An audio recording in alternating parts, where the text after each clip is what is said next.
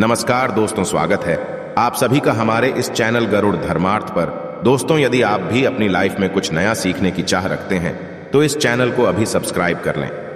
दोस्तों, पूरे 500 वर्षों के पश्चात बन रहा है दिव्य दुर्लभ संयोग। 19 अगस्त 2023 दिन शनिवार, हरियाली तीज। इस दिन चुपचाप गाय माता को खिला दें। ये एक छोटी सी चीज रोडपति भी होंगे करोड़पति। मिलेगी सभी संकटों और कष्टों से मुक्ति। मृत्युदंड, पितृदोष तुरंत होगा खत्म। पूरे वर्ष आपके घर में ही भगवान भोलेनाथ जी और मां पार्वती के आशीर्वाद से भरे रहेंगे। अन्न धन के भंडार, यूं कहें कि आपकी 7 पुश्तें तक करेंगी आपके रुपयों पैसों पर राज। दोस्तों, 7 पीढ़ियों तक बैंक बैलेंस बढ़ता चला जाएगा। दुख दूर हो जाएंगे और सुख आपके कदमों में आ जाएंगे यदि आप यह एक छोटी सी चीज हरियाली तीज यानी कि 19 अगस्त को भगवान शिव जी और मां पार्वती को समर्पित हरियाली तीज, इस दिन ये एक चीज गाय माता खिला देते हैं तो दोस्तों समझ लेना, आपके जीवन से जो भी दुख दर्द संकट कष्ट है उन सभी आपको छुटकारा मिल जाएगा। ये मानकर चलिए कि इतना दिव्य और दुर्लभ संयोग इस बार हरियाली तीज के दिन पड़ रहा है। दोस्तों, अपने फायदे के लिए पूरा वीडियो देखना।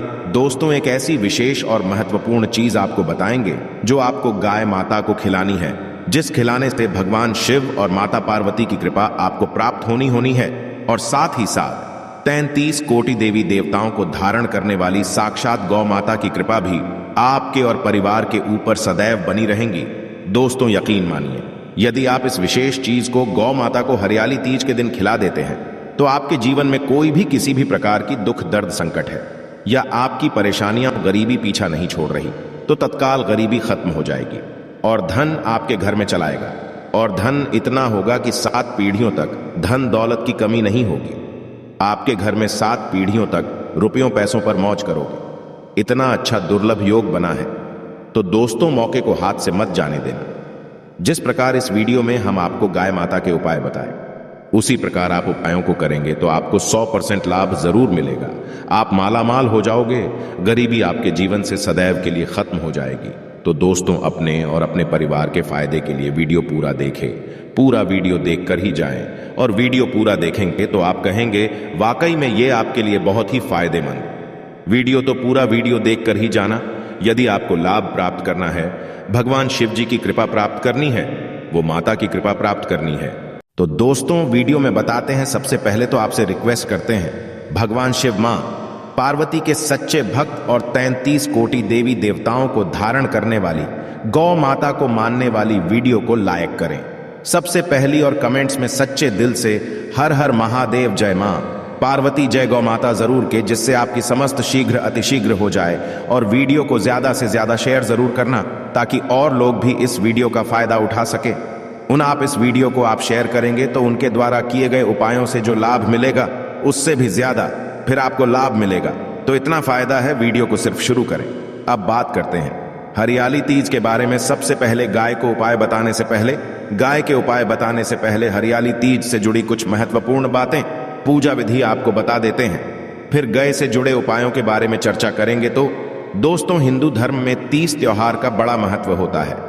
सावन माह की हरियाली तीज भी महिलाएं बड़े हर्षोल्लास के साथ मनाती हैं। इस दिन सुहागिनी महिलाएं निर्जला व्रत रखती हैं और पति की लंबी आयु की कामना करती हैं।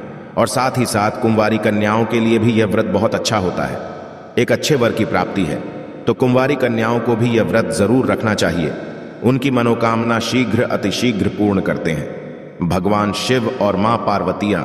दोस्तों, हर वर्ष श्रावण माह के शुक्ल पक्ष के तृतीया खेती को हरियाली तीज मनाई जाती है। इस वर्ष जो ये पवित्र पावन दिन हमें 19 अगस्त 2030 दिन शनिवार को है तो दोस्तों ये है शनिवार ही हरियाली तीज जाएगी। तो बहुत ही शुभ संयोग में है भगवान शिव माता पार्वती की तो कृपा प्राप्त होगी और साथ ही साथ इस दिन भगवान शनिदेव की भी विधि विधान से पूजा अर्चना करनी है तो आपकी समस्त मनोकामनाएं पूर्ण हो जाएगी। दोस्तों, इस दिन आप भगवान शिव माता पार्वती के साथ साथ भगवान श्री देवी की विधि विधान से पूजा अर्चना जरूर करें। शाम के समय एक सरसों के तेल का दीपक पीपल के वृक्ष के नीचे भगवान शनिदेव मंत्र AUM सनसनी मंत्र का जाप कृति जरूर जलाएं। लाभ आपको जरूर मिलेगा। या दोस्तों, सभी साथ इस दिन आपको बता दें, महिलाएं अखंड सौभाग्य और पति की दीर्घायु के लिए हरियाली तीज का निर्जला रखती है। यह दिन मां पार्वती और भगवान शिव की आराधना करने के लिए विशेष माना गया है। जहां दोस्तों आपको बता दें, हिंदू पंचांग के अनुसार इस वर्ष सावन माह के शुक्ल पक्ष की तृतीया तिथि की शुरुआत में 18 अगस्त को ही रात 8:01 से ही शुरू हो जाएगी और इसका समापन 19 अगस्त को रात 8:19 पर कि होगा। आपको बता दें, इसलिए उदया तिथि के अनुसार हरियाली 30-19 अगस्त 2023 दिन शनिवार ही मनाई जाएगी। आपको बता दें, वैदिक ज्योतिष के अनुसार पति की लंबी आयु और सुख समृद्धि के लिए सुहागिनी महिलाएं हरियाली तीज का व्रत रखती हैं। इस दिन महिलाएं 16 श्रृंगार करती हैं और हाथों में मेहंदी लगाती हैं। इस दिन सावन मास के गीत गाने का भी विशेष महत्व है। महिलाएं झूला झूल कर सावन के इस पवित्र खास पर्व का उत्साह मनाती है। पूजा करने के पश्चात बेलपत्र, धतुरा, शमी के पत्ते, जनेऊ, नारियल, सुपारी, अक्षत, दूर्वा, धूप, घी, चंदन, गाय का गंगा जल, दही, मिश्री, शहद, पंचामृत समेत तो सभी पूजन सामग्री तो एकत्रित कर लिया। दोस्तों आपको बता दें, पूजा विधि ध्यान से सुन लेना। इसी अनुसार पूजा विधि के अनुसार करेंगे तो आपको 110% फायदा मिलेगा। भगवान शिव आपकी समस्त मनोकामना को पूर्ण कर देंगे। भगवान शिव, मां पार्वती तो दोस्तों आपको बता दें, हरियाली तीज के दिन आपको सुबह जल्दी उठें, सूरज से पहले उठें और नहाने के पश्चात साफ वस्त्र पहनें। अब एक चौकी पर पीला कपड़ा बिछाकर शिव और माता पार्वती की प्रतिमा को स्थापित कर ली। भगवान शिव और मां पार्वती की विधि विधान से पूजा अर्चना करें और मां पार्वती को 16 श्रृंगार का सामान अर्पित करें और पूजा के पश्चात हरियाली तीज की कथा जरूर सुननी और अंत में भगवान शिव व मां पार्वती समेत सभी देवी देवताओं की आरती सभी अवश्य करें या सभी देवी देवताओं की आरती अवश्य करनी है। उनका आशीर्वाद आपको लेना है और कामना करनी है कि जो भी आपके जीवन में दुख, दर्द, कष्ट है, उन सभी से छुटकारा आपको मिले। जो कोई भी गलती होगी उसे माफ करें और इसके पश्चात आप अपनी यथाशक्ति सामर्थ्य के अनुसार जो आपसे बने अन्य धन, वस्त्र गरीब और जरूरतमंद को दान करें तो दोस्तों समझ लेना आपका अच्छा दिन शुरू हो जाएगा। धनपन के कर्म करें, उसी समय से आपके दिन अच्छे शुरू हो जाएगी। यूं मान लिया वंश श्री माता पार्वती सब स्वस्थ कर देगी। और दोस्तों अब बात करें, क्या आपको गाय से जुड़े कौन कौन से उपाय कर हरियाली तीज यानी 19 अगस्त को, जिससे भगवान शिव माता पार्वती को प्रसन्न होकर समस्त मनोकामनाओं को पूर्ण करती है और आपकी धार्मिक अन्न धन के भंडार भरे साथ वीडियो तक धन दौलत की कमी ना हो और 33 कोटि देवी देवताओं को धारण करने वाली गौ माता की भी कृपा आपके परिवार पर बनी रहे और आपके घर में कभी भी किसी प्रकार की कमी ना हो, तो दोस्तों ध्यान से सुनना। जिस प्रकार उपाय बताएं उसी प्रकार करना। चलिए शुरू करते हैं। बूंद से उपाय आपको हरियाली तीज के दिन अवश्य करनी चाहिए। दोस्तों, सनातन परंपरा में गाय, गंगा और गायत्री का बहुत ज्यादा धार्मिक महत्व है। मान्यता है कि गौ माता के शरीर पर 33 कोटि देवी देवताओं का वास होता है। गौ माता की सेवा इन पूजा करने वाले जातक पर इन सभी देवी देवताओं की कृपा बरसती है। वो सेवा से न सिर्फ इस जन्म के बल्कि पूर्व जन्म के भी दोस्तों दूर हो जाते हैं। प्रत्येक सुबह जब आपके घर में भोजन बनना प्रारंभ हो तो सबसे बनाई गई रोटी को आप गौ माता के नाम से निकाल दें और भोजन करने से पूर्व गौ माता को इस रोटी को खिलाएं। यदि संभव हो तो काली गाय को खिलाएं। यदि काली गाय ना मिले तो सफेद गाय को भी आप ला सकते हैं। प्रत्येक पूजा और मांगलिक कार्य में गौ माता या उनसे जुड़ी चीजें जैसे गाय का गोबर, गोमूत्र, गाय का दूध अथवा गाय के दूध से बना घी जरूर शामिल करें। इससे आपको पुण्य की प्राप्ति होगी। सनातन परंपरा के अनुसार जिस घर में गाय होती है उस घर से जुड़े सभी वास्तु दोस्तों स्वतः ही खत्म हो जाते हैं। किसी भी पूजा में गाय से प्राप्त पंचगव्य युद्ध सिद्धार्थ का उपयोग जरूर शामिल करें, क्योंकि 95 के बिना कोई भी पूजा पाठ और हवन सफल नहीं होता। या दोस्तों, वो कृपा पाने के लिए प्रतिदिन, सप्ताह अथवा महीने में परिवार समेत एक बार गौशाला जाने का नियम जरूर बनाएं और वहां गायों को हरा चारा जरूर खिलाएं। इससे आपको शुभ फलों की प्राप्ति होगी और साथ ही साथ गौ सेवा और वो पूजा से 9 ग्रह शांत हो जाते हैं और इनसे जुड़े 200 का निदान हो जाता है। गर्मियों में गौ माता को पानी पिलाएं और सर्दी में गौ माता को गुड़ जरूर खिलाएं। ये ध्यान रखें कि गर्मियों में गाय को गुड़ ना खिलाएं। अनेक देवी देवताओं को अपने शरीर पर धारण करने वाली गौ माता से जुड़े कई शुभ और अशुभ संकेत भी होते हैं। मसलन गाय का दूध धोते समय यदि गाय ठोकर मार दे और सारा दूध बिखर जाए तो अपशगुन होता है। यदि कोई यात्रा पर निकल रहा हो और गाय अपने बछड़े को दूध पिलाती आ जाए तो निश्चित रूप से जिस यात्रा के लिए आप निकले हैं वे यात्रा आपके लिए जरूर ही सफल होगी और वह काम जिसके लिए आप निकले हैं वे जरूर ही पूर्ण होगा। यात्रा पर जाते समय बाईं और गाय की आवाज आना और रात्रि में गाय की ओंकार करना भी शुरू होता है। दोस्तों, साथ ही साथ गाय के साथ आप भूल कर भी ये काम ना करें, अन्यथा मिलता है घोर नर्क और जीवन भर की परेशानियां। दोस्तों, गाय को राष्ट्रीय पशु बनाए जाने और इन्हें मौलिक अधिकार दिए जाने की बात हो रही है, तो सवाल उठता है कि गाय जब भारतीय संस्कृति का एक हिस्सा है तब भी गाय के साथ लोग खराब व्यवहार कैसे कर लेते हैं। गाय दर दर भटकती रहती है, भरपेट इन्हें चारा तक लोग नहीं देते। गाय जब तक दूध देती रहती है तो उनकी सेवा होती है, और जैसे ही दूध देना बंद कर देती है तो लोग इन्हें उनकी किस्मत पर छोड़ देते हैं, सड़कों पर और गलियों में भटकने के लिए।